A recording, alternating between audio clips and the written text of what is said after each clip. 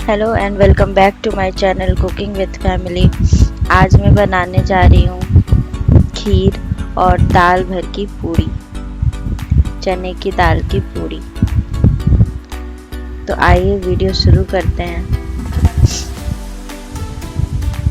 तो चने की दाल की पूड़ी बनाने के लिए मैंने ये 1 कप चना का दाल लिया है और इसे मैंने रात भर भिगो दिया था। आप चाहे तो ये तो 2 घंटे में ही फूल जाता है, तो जल्दी ही सॉफ्ट हो जाता है ये। और इसे अच्छे से धो करके पहले हम इसे गलाएंगे। तो इसे गलाने के लिए मैंने एक कढ़ाई लिया और उसमें थोड़ा सा पानी डाल दिया है और दाल डाल दिया है। आप ये ध्यान रखिएगा कि दाल से बस हल्का सा ही थोड़ा सा पानी ऊपर होना चाहिए। और 1 चम्मच मैंने नमक डाल दिया है इसमें। अब इसे हम ढक करके पकाएंगे धीरे धीरे जब तक कि दाल हमारा सॉफ्ट ना हो जाए। दाल में हम कुछ मसाले ऐड करेंगे, तो उसके लिए मैं जीरा 1 चम्मच जीरा और 2 लाल मिर्च रोस्ट कर ले रही हूँ।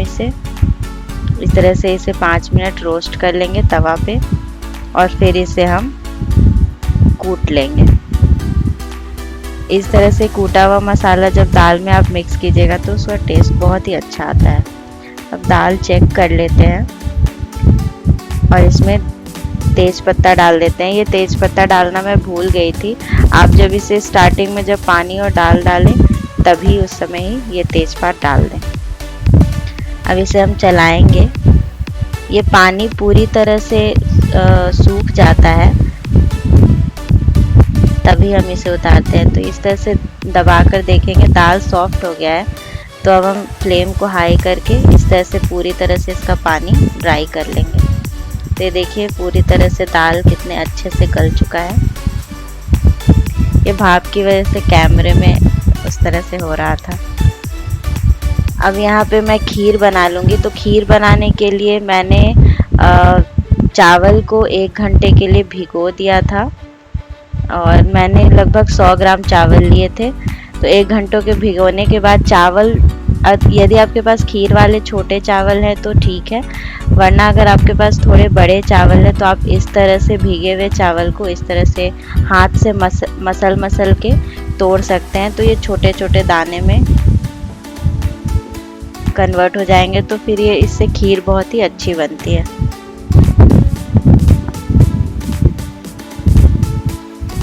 अब यहाँ पैन में मैंने 1 लीटर दूध लिया है, इसे हम बॉईल कर लेंगे।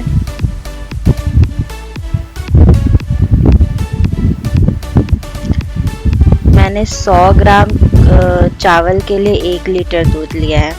यदि आप खीर बना रहे हैं तो चावल की क्वांटिटी आप कम ही रखें, तब खीर आपकी बहुत ही अच्छी बनेगी। तो जब इस तरह से दूध बॉईल हो जाता है तो फिर जो चावल मैंने फुलाए थे वो मैं डाल दे रही हूँ इसमें।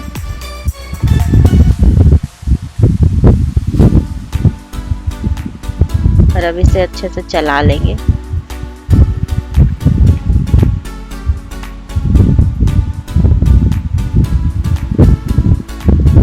इसे ढक करके हम पकने छोड़ देंगे।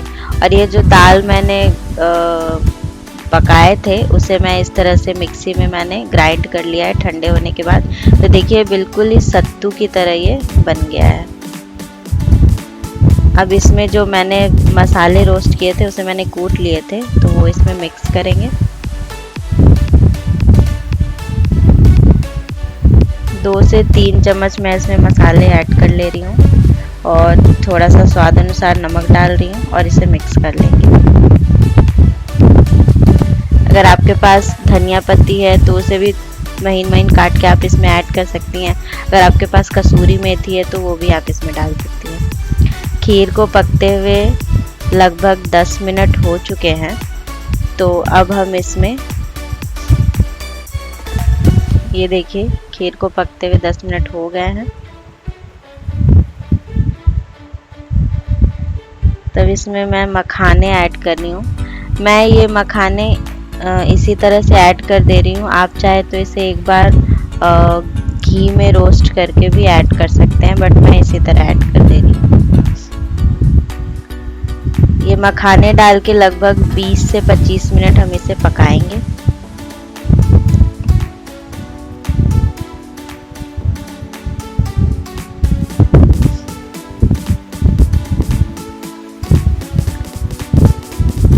पच्चीस मिनट पकते हुए हो गए हैं खीर के। मखाने भी थोड़े थोड़े सॉफ्ट हो गए हैं।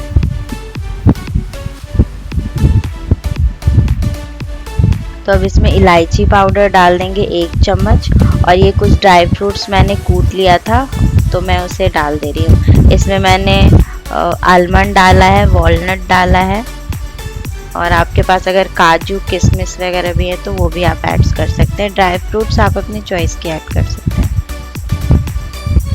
ये देखिए थोड़ी थोड़ी खीर भी अब गाढ़ी होने लगी है और राइस भी बिल्कुल पक सी गई है। तो अब इसमें हम शुगर ऐड कर दे रहे हैं। तो लगभग आधी कटोरी मैं इसमें शुगर ऐड कर रही हूँ।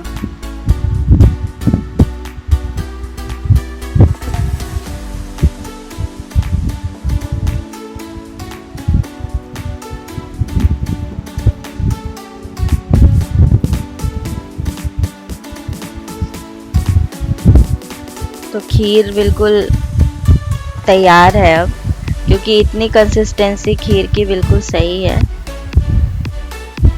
ये देखिए इतनी कंसिस्टेंसी बिल्कुल सही है, क्योंकि जब ठंडी होगी तो ये और भी गाढ़ी हो जाएगी।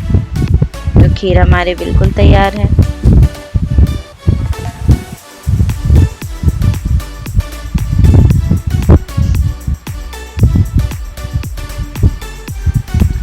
तो अब पूड़ी बनाने के लिए हम आटा गूंद लेते हैं। तो आटा गूंदने के लिए मैंने 2 कटोरी आटा लिया है, और इसकी हमें एक सॉफ्ट डो तैयार करनी है।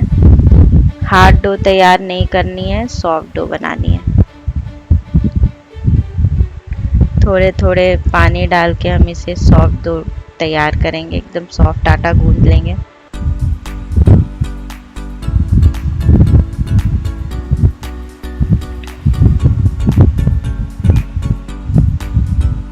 तो ये आटा मैंने गूंद लिया है।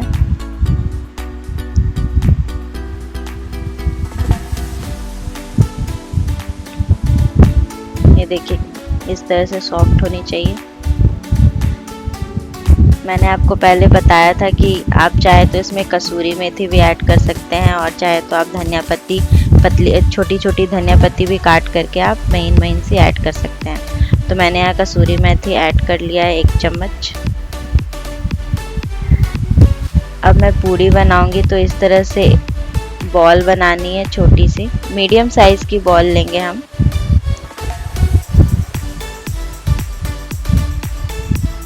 और ये इस तरह से एक मीडियम साइज की बॉल बना लिया। इसमें हम थोड़े से आटा डस्ट कर लेंगे, और इस तरह से उंगली की सहायता से गोल गोल घुमाकर हमें बनाना है। और इसमें फिर हम 2 चम्मच स्टफिंग ऐड कर देंगे। जिस तरह से आलू के पराठे बनते हैं या कोई भी स्टफिंग वाले पराठे बनते हैं, तो उसी तरह से ये भी बनाना है। जिस तरह से हम वो गोल वाली लिट्टी बनाते हैं, बिल्कुल उसी तरह से भरनी है इसे भी।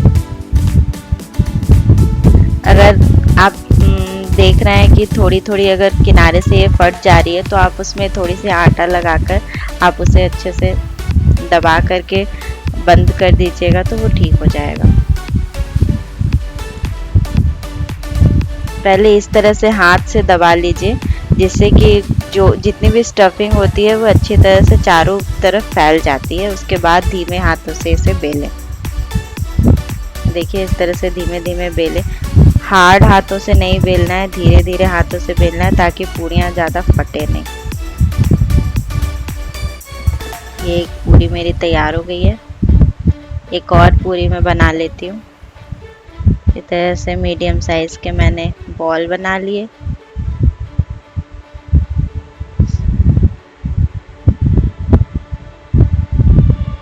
इस तरह से अब हाथों से इसे गोल करके अब इसमें स्टफिंग भर देना है। ये दाल पूड़ी भी बहुत टेस्टी लगती है। अगर आप इस तरह से बनाएंगे तो आपको बहुत ही पसंद आएगा। और ये बिल्कुल भी चिपचिपी नहीं बनती, क्योंकि बिल्कुल दाल जो है वो बिल्कुल सत्तू की तरह हो जाती है, तो ये बहुत ही अच्छी बनती है खाने में। ये देखिए, इस तरह से पहले अच्छे से गोल कर लेना है और आटे को डस्ट कर लेंगे। उसके बाद हाथ से ही हम इसे चारों तरफ से दबा दबा के प्रेस करके फिर हम इसे फैलाएंगे। उसके बाद धीमे हाथों से हम इसे बेलन से बेलेंगे। इससे पूरियों में चारों तरफ से स्टफिंग जाती है। अब एक तवा लेंगे और इसमें हम गरम तवा में पूरी को डाल देंगे। ये पूरी जो है ये आप छान कर भी बना सकते हैं। जिस तरह से नॉर्मल पूरी बनती है उस तरह से भी इस पूरी को आप छान करके बना सकते हैं, लेकिन मैंने तवे पे बनाया है इसे। तो एक साइड अच्छे से सिक जाए फिर हम फ्लिप करेंगे।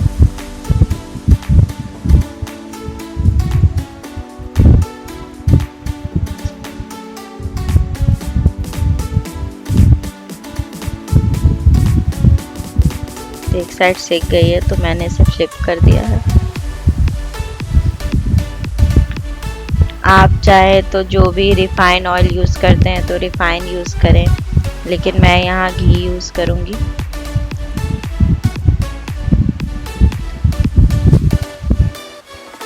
पराठे घी में अच्छे बनते हैं, इसलिए मैं यहाँ घी यूज़ करूँगी। इस तरह से अच्छे से घी लगा लिया मैंने और फिर से मैंने पलट दिया। ये दूसरी तरफ भी अच्छे से घी लगा लूँगी और बिल्कुल दोनों तरफ इसे लाइट गोल्डन होने तक मैं इसे पका लूँगी।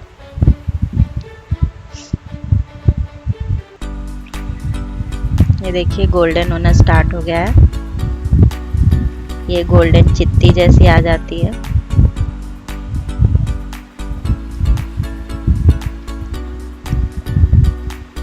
ये देखिए बहुत ही अच्छा लग रहा है देखने में,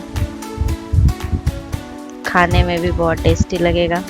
तो ये मेरे एक पराठे तैयार हो गए। एक और सेक लेती हूँ।